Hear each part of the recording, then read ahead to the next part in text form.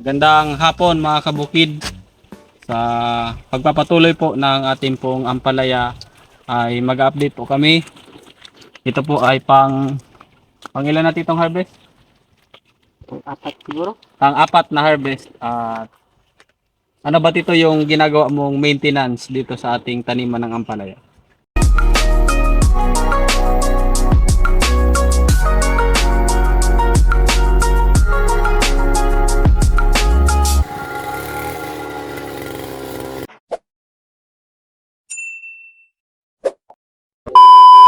So ginagawa ko po ay weekly nag-aabono ako ng Triple 14 at Yara Winner. Minsan Nitrabor at 1620. Yan po yung pinagpapalit-palit ko na Abono. abono. At saka po hindi mawala yung ating ginagamit na pulyar na Gemini. So yun yung ginagamit ko dito kasi titingnan naman talaga napakaganda naman ng bunga ng ating mga ampalaya. Okay, tara. Tayo po ay mag-harvest.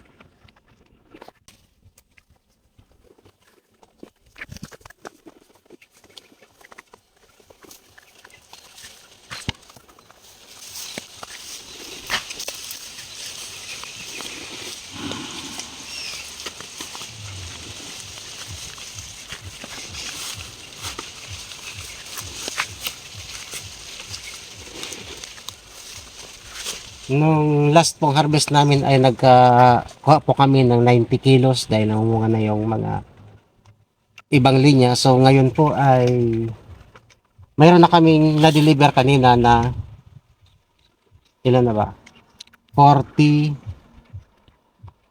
plus 30, 70 kilo. 70 plus 25 plus 25. 95. So mayroon na po kaming 95 na na-harvest. So marami po kaming harvestin ngayon. Nadadalhin nila sa pili. So marami pa ito. So naka-harvest na kami na siguro hindi ito bababa ng 50 kilos pa yung aming makukuha ngayon. Tingnan nyo. Pag.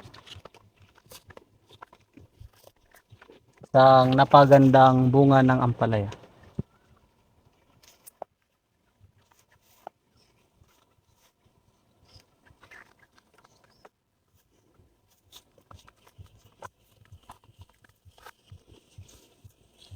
Hindi rin nawawala syempre yung mga may diferensya. May diferensyang nag-aalaga.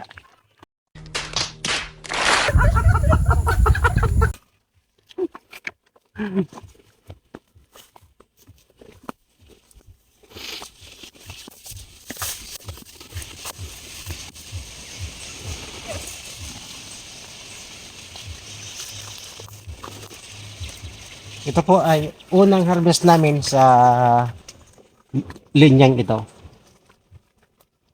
Ganito lang kayo mag-harvest kaya napakaganda ng kanyang mga bunga.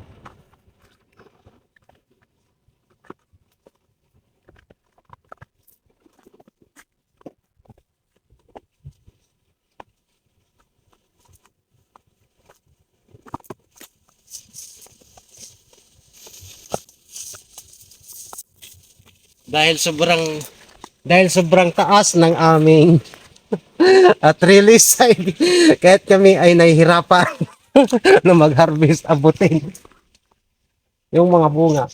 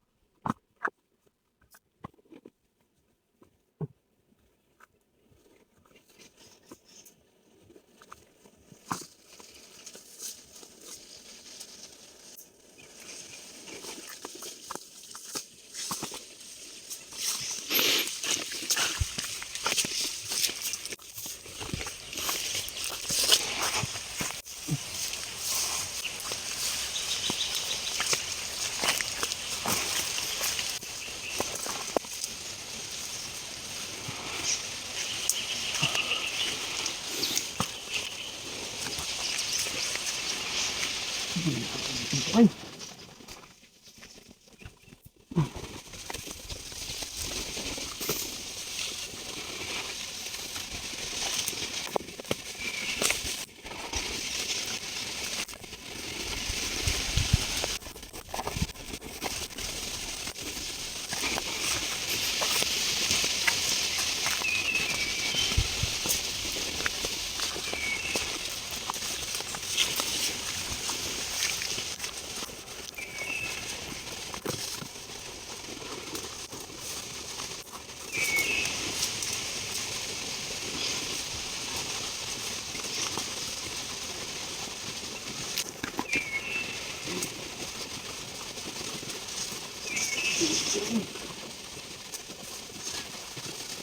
Mistisa F1.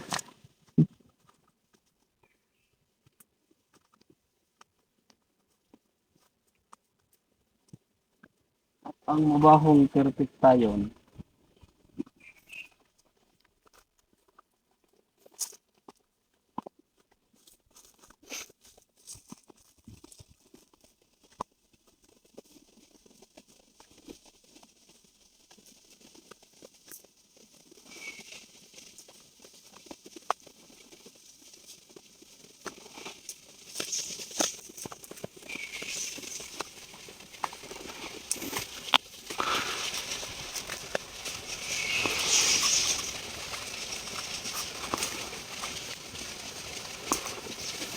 Sabi nila doon, makaarog ka tong kanong taduman na dati.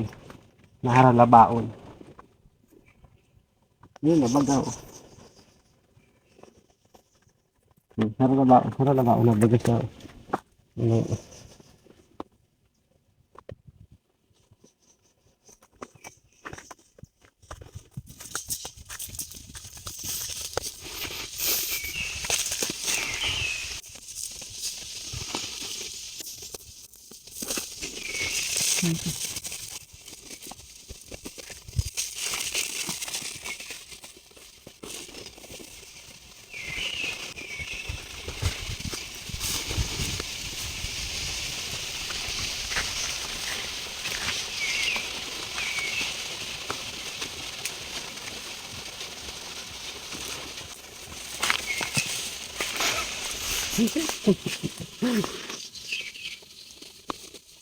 A few moments later.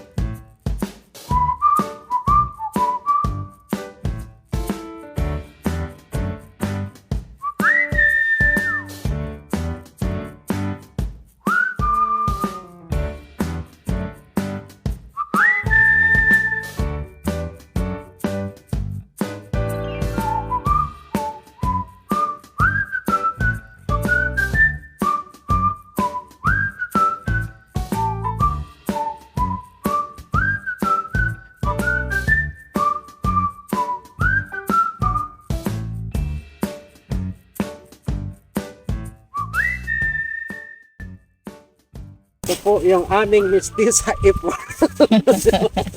Tara ko laon. Gaya, lupit ka ngayon ito.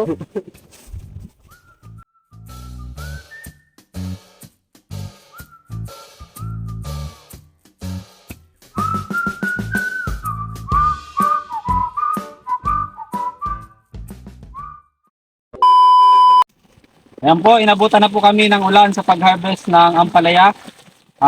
Yung fourth harvest po namin ay kaninang umaga inabot ng 100 kilos at ngayon po yung natira ay 7 bags pa, total of 170 plus 8 pa, may butal 8. Kaya 178 po yung pang-apat na harvest ng ampalaya dito sa Bukid Adriatic. Dito. Goods.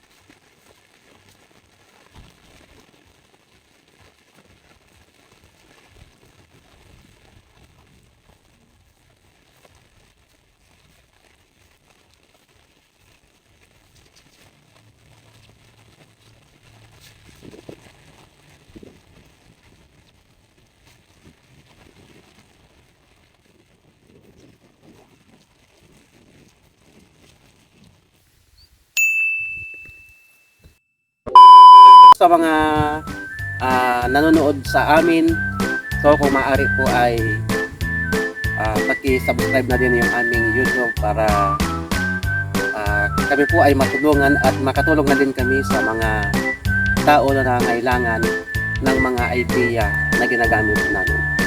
Okay, so, salamat. Salamat po and until the next update. Salamat sa lahat na nag-subscribe at mula sa Bicolanong taga-Bukid, isang mapagpalang araw sa inyo.